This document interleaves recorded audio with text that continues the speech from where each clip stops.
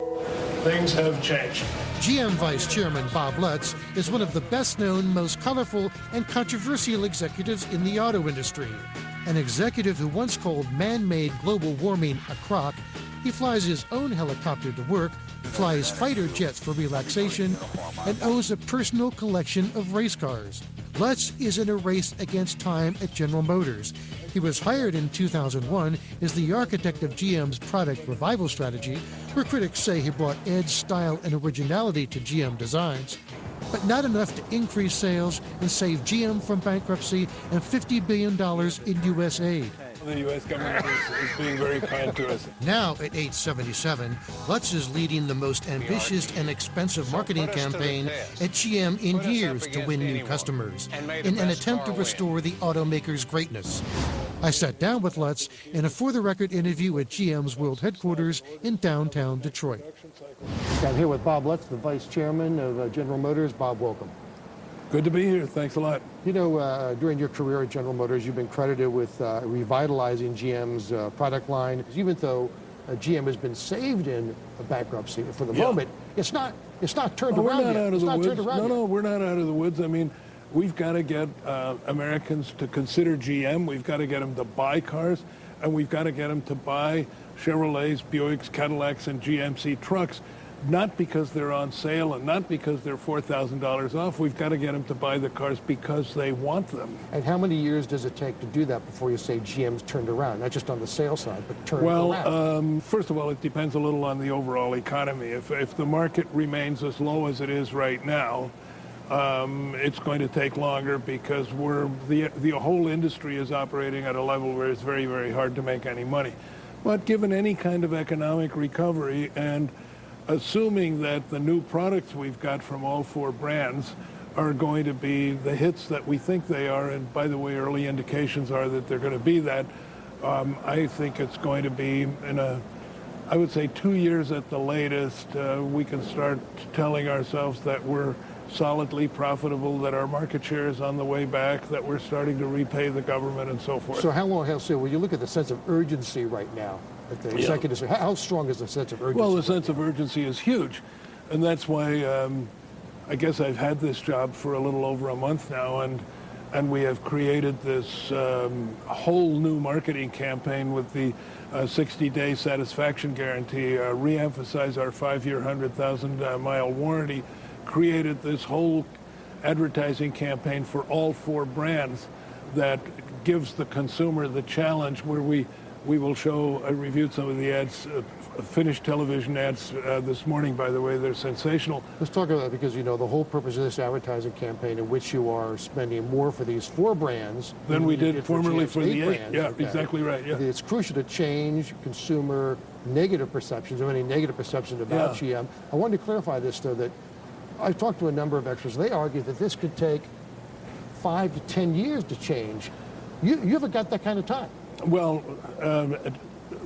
but, you know, Greg, we've been at it for 5 years of doing good vehicles that are winning awards and so forth. What we didn't have was enough money left over to communicate that. You cannot communicate if you don't have the money to get the word out. I mean, ask any politician. That's why political campaigns cost so much money. One thing I wanted to clarify, though, is that one thing that struck me about these people saying it would take 5 to 10 years, you might say only 5 more years, is that they point out that, number one, they point out that GM's quality really didn't start to match or get close to rivals until 2 or 3 years ago. That's when they won all those awards. Mm-hmm. That's number one. You still have a large installed base for going out 3 to 10 years of people who own GM cars that aren't as high quality as Toyota and Honda. But that's a problem. People are driving around with those cars. They're not high quality in the sense of things breaking. The lack of quality is more in features, detail execution, paint, panel fit. So it's more perceptual quality. In terms of real quality, I mean, ask any Chevy pickup owner, they'll tell you they've got 350,000 miles on the original engine and transmission. And a lot of, for instance, we are the largest purveyor of corporate fleets. And ask any corporate fleet manager whether General Motors products perform well in long-term fleet use, and they'll tell you they do. But your point is still legit. We cannot wait 3 to 5 years. We've got to get this word out fast. What you effectively have now, you've got roughly 30% of those people who've been surveyed, or 32%, say they consider buying a GM car now. Right. But that means that there's 68 to 70% that aren't. That's No. huge. There is an undecided, a big undecided. I mean, but aren't looking though. They aren't looking. Yeah, That they aren't actively considering. Let's go to another issue, market share, which you and I talked about. Yeah. Very important. You pointed out that when you look at the 4 brands now that General Motors has, for the first 8 months of this year, the market share is roughly around 16.5%, which is well below 18.4 to 18.9% you want to stabilize exactly. at. Okay. You think that you can get maybe 2 percentage points from actually increasing sales from your existing brands to make up for the 4 brands you got rid of. Exactly, yeah. That would mean that you'd be essentially increasing market share for the first time in decades if that was on a sustained basis. How do you do that? Well, I think the new products, that I am absolutely confident that the product line we've got out there now, properly communicated and properly priced and properly promoted, both in conventional media, social media, actual grassroots events and everything, will get people into General Motors cars. Bob, we're going to talk a lot more about that when we come back. I'm here with Bob Lutz, Vice Chairman of General Motors. We're here on For the Record. You say you're going to boost production, I think you said, of the Camaro, the Cadillac SRX, the Buick LaCrosse, the Equinox, which are selling better than you anticipated? I didn't say we were going to boost production. What I said was the demand is outpacing our expectations. And every month we go to the dealers with a certain number of cars, and the field force says to the dealers, this is how many Equinoxes we want you all to order for the next production schedule. So we went out with like 6,000 Equinoxes, said, please order 6,000 Equinoxes. The dealers ordered 21,000. So are you going to boost production then? Well, short term, you can. Okay. We've already made the decision to take the Cami plant, which produces the Equinox and the Terrain. We've added a 3rd shift. But the way the demand is running for the Equinox and the Terrain, that's not going to be enough. So now I'm talking to Fritz and to my colleagues in manufacturing. I think we need another plant. You said you might actually, we might consider adding another plant of production to produce all these? Otherwise, we can't take advantage of the demand, and we can't increase share. And the board has definitely said holding share is not winning. The only thing that's winning is if you gain share. So the point is, even if you get your share up 2 percentage points to 18.4 to 18.9, you're not going to survive long term unless you can continue to increase share and grow. I would say if we had like a stable 20% share that was highly profitable and capacity was matched with demand, that would probably be okay. But that's higher than 18.9 and 18.4. Yeah, exactly. And my point is, I see it as a competitive challenge. I don't believe in gaining share by discounting more than the other person. I don't believe in gaining share by putting more into daily rental or more into all kinds of fleet. The only legitimate way to gain share is when more people want your car. Now let's talk electric cars, because you're hoping to get that with electric cars. You've been a big champion of the Volt, the Chevy Volt, plug-in electric. But I want to first of all get to the Cadillac Converge. I like it so much because of its beautiful design. It's a concept car you showed at the Detroit Auto Show. Some people are saying that this luxury version of, I think, of the electric car, the plug-in, that you guys might like to push to have that produced. Is that correct or not? Well, let's put it this way. The Cadillac brand and I are strong champions of getting the Converge into production. But during the time we were on Chapter 11, we had to, really cut our future investments down under the so-called viability plan number 4. We had to get future spending much more into balance with the reality of our market share and our profitability. So the Converge at that point was kind of moved out a little bit. And frankly, a lot of us now are talking about getting it back into the program, because I agree with you. It's a spectacularly beautiful car. And it's extraordinary, the design. This has a Lutzonian feel to it. Well, you're very kind. I'm not a designer. It was actually done by an Englishman. But I believe there is a market for a beautiful luxury coupe with an electric range of 40 miles and a total range of over 300 miles, where there's plenty of wealthy people in every major city of the world who would buy a car like that. Let's get to the Chevy Volt, okay? Chevy Volt is an extended range. Exactly. It's about 40 miles. Plus, right. 40 miles on the battery. 250 miles on gasoline. The thing I want to ask you about the Volt is, CEO Fitz Henderson says it's crucial to slash costs of making the Chevy Volt before it becomes commercially viable. I mean, are you willing to sell the Volt, at a loss next year if you just can't get costs low enough? Are you willing to sell it at a loss? Well, I would like to avoid a loss, and a lot but you would do it if you had to, because you got to have it on the market. Well, first of all, the car is exceptional. There are 50,000 people lined up to buy it, knowing that the sort of pricing parameters we've kind of put out there are at around $40,000, and still we have 50,000 people lined up. So initially, this thing, even if it sells to the very wealthy people in Hollywood and all over the place, initially we will not have a problem selling to the public. Second thing is, there are federal tax credits of $7,500. So if you buy a Chevy Volt, you will get $7,500 restituted by the federal government. So now you're at $32,500, which isn't too bad. Is there any chance that if you had to sell the Volt at a loss, that you would kill the project? No. You're still going to sell it. You got to be in the market. But, the loss is, how big a loss are you talking about? And we selling, what, 10,000, I think, the first year? We are not going to lose thousands of dollars per vehicle. Because, hey, one of our goals is to get this company private again and repay the government loans. So we can't afford to sell hundreds of thousands of cars at a great big loss. That's not the way to get out from under the obligation that we owe the taxpayer. Next, Bob, I want to talk with you about the role of the U.S. government, your new chairman, Ed Whitaker, and the CEOs of Ford and Chrysler. Up next on For the Record, we're with GM Vice Chairman Bob Lutz. We're back here with Bob Lutz, the Vice Chairman of General Motors.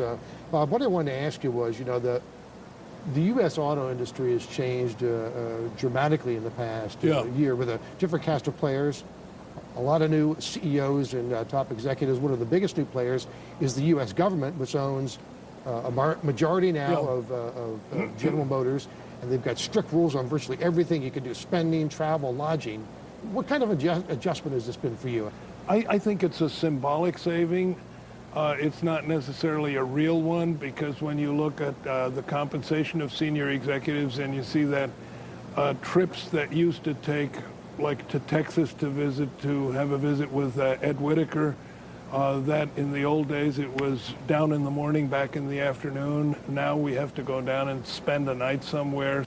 Alan Mulally, what do you think of the progress that Alan's made in improving the finances? I think Alan has done a terrific job in transforming the culture at the Ford Motor Company, and it's very clear that all of the old paradigms went away.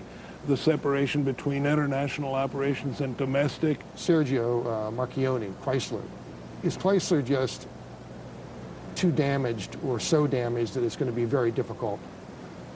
You can't ask me to officially comment on the chances of survival for a competitor. So I won't tell you except... Let's say Sergio March, let's rephrase it, okay? Let's just talk about Sergio Marchionne. What are the key challenges Chrysler faces? Well, I think that the challenges that Sergio Marchionne faces with Chrysler is that transatlantic mergers are exceptionally difficult to pull off, as you could see in the case of Daimler Chrysler. It's going to be an exceptionally tough management challenge to get a whole lot of structural cost out of that organization and make it work for him. So to a very limited extent, I wish him luck. I want to ask you, Rick Wagner, former CEO of General Motors, did he get a bum rap from the public for the problem, for what went wrong at GM, for the problems? Well, I think Rick is a wonderful executive.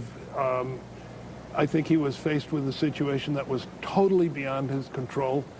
We were just at the end a victim of circumstances with the market collapse and so forth, and he got blamed for a lot of things that had been wrong with GM in the past, but that he was earnestly trying to fix. However, I can also understand why, from an overall political perspective, and to get credibility for this restart, and we are, reconfiguring the company. I think even Rick understands that it was probably politically necessary to have a human sacrifice. Got two more people, then I'll let you off the hook, okay? UAW President Ron Gettelfinger, has he maybe not gotten enough credit, for the sacrifices his union has made? They made all these concessions the past year, and then they've just disappeared off the publicity circuit. Never let me be the one to say that the union has made too many sacrifices. Ron Gettelfinger was not what we thought he was initially. He's actually turned out to be a union statesman, and has been instrumental in bringing about the transformation from a union that thought it would never give up anything because it had 30 years of ever more, and yet gave up a lot, dialed a lot of things back. And today we can honestly say that our wage costs, and the U.S. government insisted on this in the bailout, but our wage costs today are absolutely no higher than what the Japanese companies pay their non-union hourly workers down south. Last person, Fritz Henderson, CEO for 5 months. Yeah. What I like about Fritz is he's non-dogmatic, and Fritz is one of the, frankly, few very senior executives that I've met in my career who are not overly analytical, but who will respond to common sense. And that permits him to make decisions very quickly, where he'll say, look, I don't even want to study that. We don't have to look at the numbers. We know this is the right thing to do. We're going to take a break, and when we come back, we're going to take a look at Bob's Babies, the cars that he vows are going to drive General Motors' comeback. Up next on For the Record.